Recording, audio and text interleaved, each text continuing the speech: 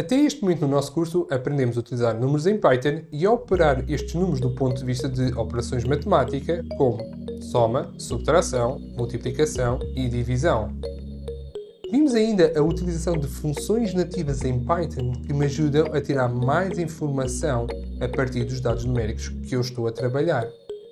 Contudo, esta análise é ainda bastante limitativa porque o número de funções nativas em Python é um número bastante baixo. Por exemplo, se eu quiser determinar a raiz quadrada de um número, eu não tenho uma função que me determine a raiz quadrada de um número nativamente em Python. Se eu quiser realizar um cálculo trigonométrico sobre um número, as funções trigonométricas que eu necessito para fazer esse cálculo não estão definidas nativamente em Python e não vão conseguir resolver essa situação. Contudo, não há qualquer problema. Não há qualquer problema porque Python assenta numa arquitetura modular. Isto quer dizer que eu posso importar módulos para o meu próprio código. Um módulo vai ser um conjunto de funções e constantes desenvolvido por outras pessoas e eu posso trazer esse conjunto de funções e constantes diretamente para o meu próprio código. E quando eu faço isso, todas as funções e constantes envolvidos por outros ficam disponíveis para a minha própria utilização.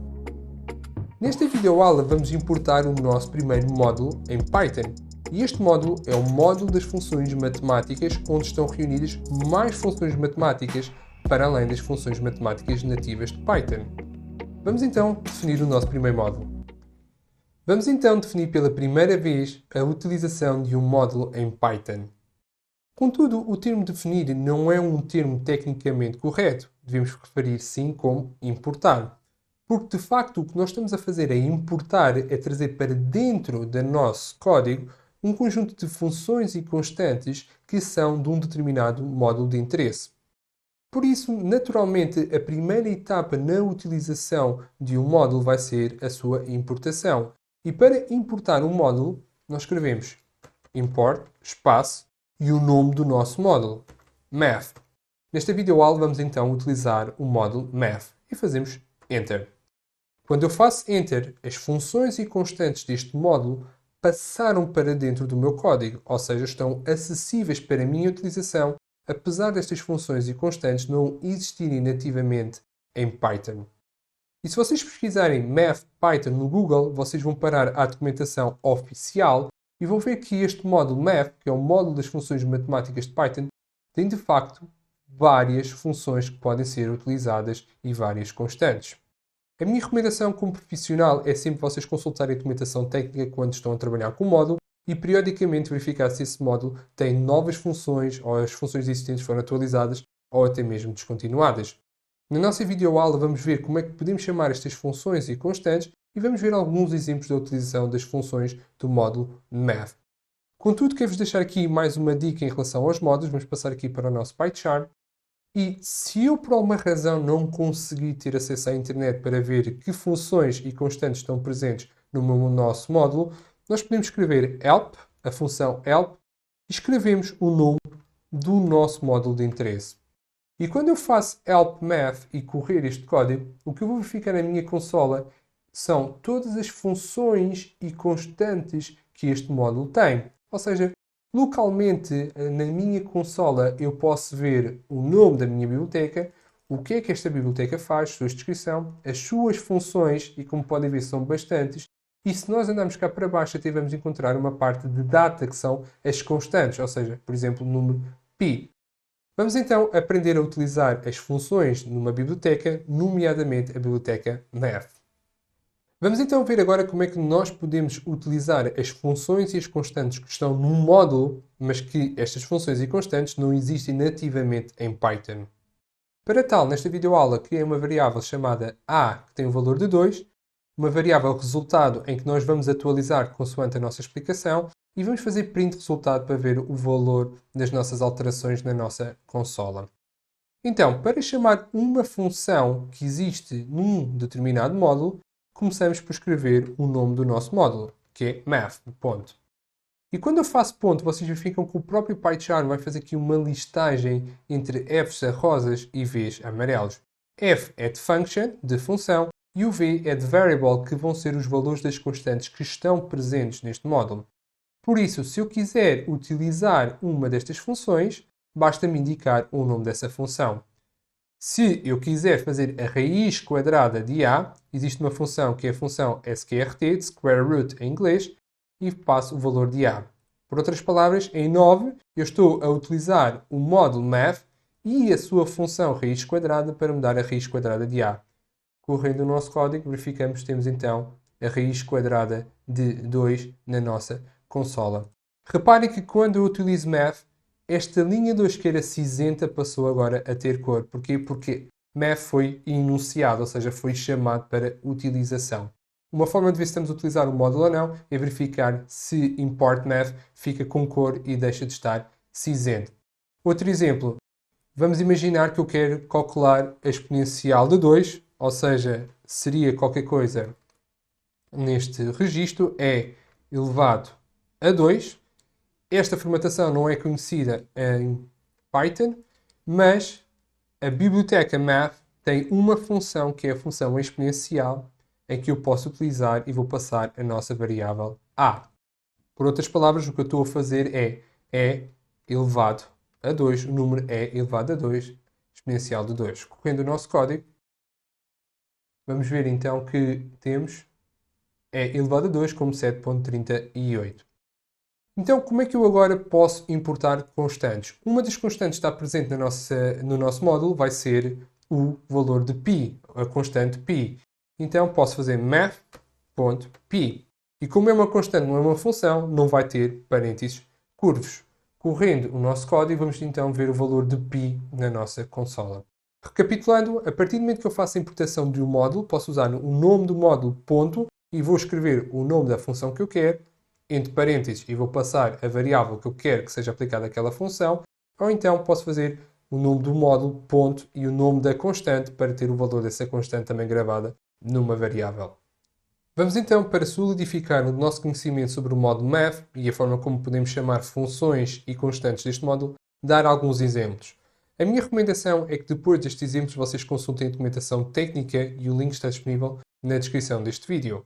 E este conjunto de exemplos que eu vou dar são meramente exemplificativos e pode haver outras situações em que vocês queiram utilizar outras funções que aqui não foram abordadas, mas o processo é sempre o mesmo. Eu inicio o nome do meu módulo, faço ponto e chamo a minha função ou chamo a minha constante, consoante o caso que eu quero trabalhar. Vamos aqui a alguns exemplos então. Vou criar uma variável e vou-lhe chamar uma variável b e vou pedir que seja um número e. Então faço math.e. Uma das funções mais importantes em matemática são as funções logarítmicas. Então, para ter uma função logarítmica, eu faço math e faço math.log.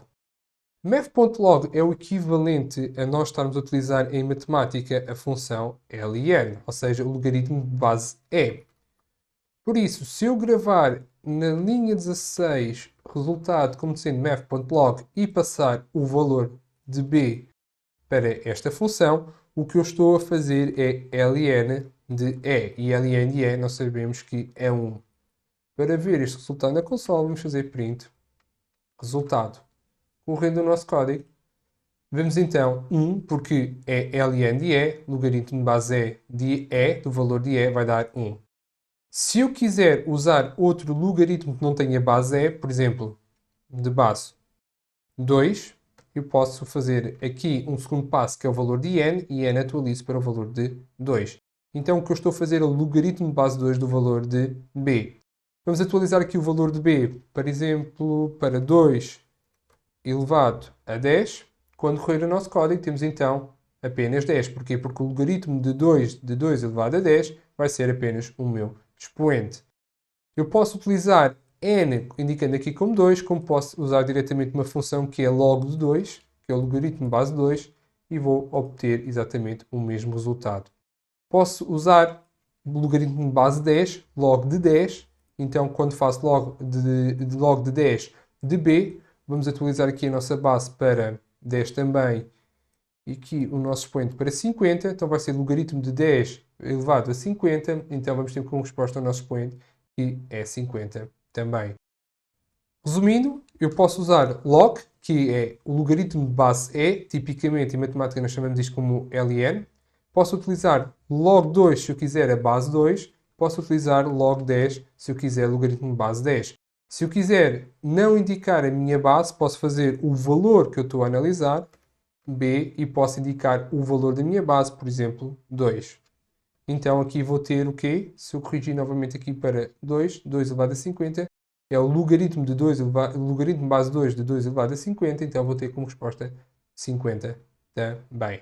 Vamos agora a outro exemplo em que nós vamos utilizar combinações e vamos combinar 9 elementos de 2 em 2 unidades. B é igual a 2. Existe uma função da biblioteca math que é comp, que é de combinações, é o número de combinações possíveis. Vai dar comp, math, comp, vou fazer de A, B.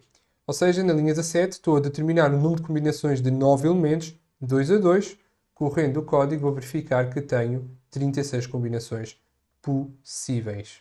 Vamos então agora falar de duas funções, as funções ceil e floor do método módulo.